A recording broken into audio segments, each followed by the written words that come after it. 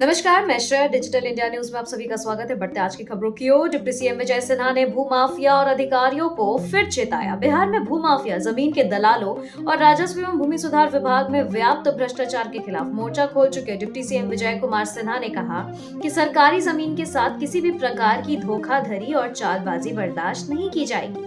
सरकारी जमीनों को बेचने वाले भूमाफिया के खिलाफ तो एक्शन होगा ही, माफिया से साठगांठ रखने वाले विभाग के अधिकारियों को भी नहीं बख्शा जाएगा।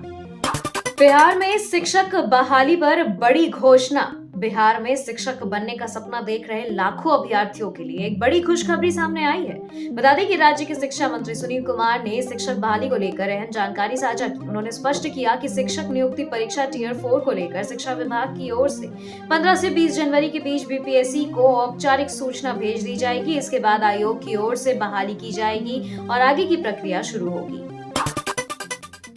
कांग्रेस दफ्तर पर किसने लगा दिया बीजेपी का झंडा, मच गया सियासी तूफान। बिहार के खगड़िया जिले के परबत्ता नगर पंचायत क्षेत्र में उस वक्त सियासी माहौल अचानक गर्मा गया जब कांग्रेस पार्टी के दफ्तर के ऊपर भारतीय जनता पार्टी का झंडा लहराता देखा गया। यह दृश्य सामने आते ही स्थानीय राजनीति में भूचाल आ गया और कांग्रेस कार्यकर्ताओं में जबरदस्त आक्रोश फैल गया।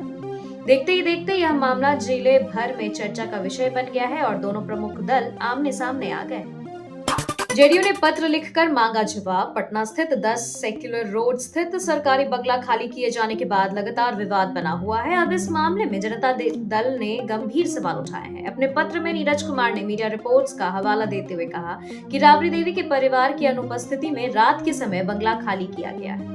अचानक जेडीयू ऑफिस पहुंचे सीएम नीतीश। मुख्यमंत्री नीतीश कुमार सोमवार को अचानक जेडीयू दफ्तर पहुंच गए। इस दौरान वे 10 मिनट वहां रुके, वहां मौजूद पार्टी कार्यकर्ताओं से मुलाकात की और हाल चाल जाना। इस मौके पर नीतीश के साथ मंत्री विजय चौधरी और अशोक चौधरी भी मौजूद रहे। सीएम नीतीश के औचक निरीक्षण से कार्यकर्ताओं में खलबली मच गई। पार्टी दफ्तर पहुंचने पर उनका भव्य स्वागत किया गया। पीएम मोदी से मिले बिहार बीजेपी अध्यक्ष संजय सरागवी। बिहार बीजेपी अध्यक्ष संजय सरागवी ने सोमवार को प्रधानमंत्री नरेंद्र मोदी से शिष्टाचार मुलाकात की। इस दौरान उन्होंने उनसे आशीर्वाद लिया। साथ ही बिहार के विकास समेत कई मुद्दों पर चर्चा हुई। मुलाकात के दौरान सरागवी ने पीएम मोदी को उपहार स्वरूप मां जानकी की जन्मस्थली पुनौरा धाम की तस्वीर वाला मोमेंटो और मधुबनी पेंटिंग बनी शॉल भेंट की है। विशेष धातु से बने इस मोमेंटो में भगवान राम, लक्ष्मण और माता जानकी की तस्वीर सुंदर तरीके से उकेरी गई है। बता दें कि बिहार बीजेपी के कमान संभालने के बाद संजय सरागवी की पीएम के साथ ये पहली मुलाकात है। जमशेदपुर में राष्ट्रपति ने आदिवासियों के विकास के लिए दिए कौन से मंत्र। राष्ट्रपति द्रौपदी मुर्मू इस समय झारखंड के दौरे पर है। जमशेदपुर के करंडी पहुंची राष्ट्रपति औलचिकी के शताब्दी समारोह में हिस्सा लिए। मुर्मू ने कहा कि आलोचकी को जन तन तक पहुंचाने के लिए दीवार पर सांतली लिपि में एक कलाकृतियां बनी है। उन्होंने कहा कि आलोचकी के विस्तार और उत्थान से मेरा छोटा सा योगदान भी रहा है। अपने बच्चों को अपनी मातृभाषा अवश्य सिखाएं, एकजुट होकर इसे और समृद्ध बनाने में योगदान दें। सिर्फ संताली ही नहीं, कई जगहों को भी उत्थान करना है और कई सारी बातों को लेकर के उन्होंने अपनी मन की बात आगे रखी। झारखंड में अवैध शराब की बिक्री रोकने गई पुलिस पर हमला। झारखंड के बोकारो जिले में पुलिस पर पथराव की खबर सामने आई है। यहाँ बदमाशों ने पुलिस पर पथराव कर दिया जिसमें 2 पुलिसकर्मी घायल हो गए। घायलों पर एसएचओ भी शामिल है। आपको बताएं कि घटना रविवार रात मुसफिल पुलिस स्टेशन के अधिकार क्षेत्र में आने वाले पुंकी आश्रम के पास की बताई गई है।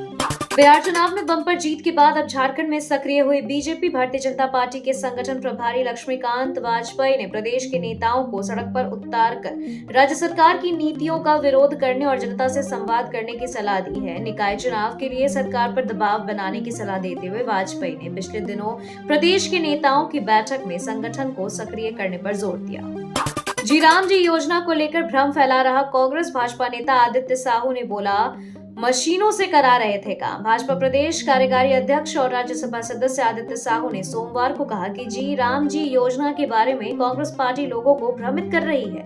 जी राम जी योजना ग्रामीण अर्थव्यवस्था को मजबूती प्रदान करने वाला है। मनरेगा में जहां 100 दिन रोजगार की बात थी, वहां भी जी राम जी ने रोजगार के दिन को बढ़ाकर 125 कर दिया गया है। खबरों के सिलसिलों में फिलहाल इतना ही। बने रहे डिजिटल इंडिया न्यूज के साथ। नमस्कार।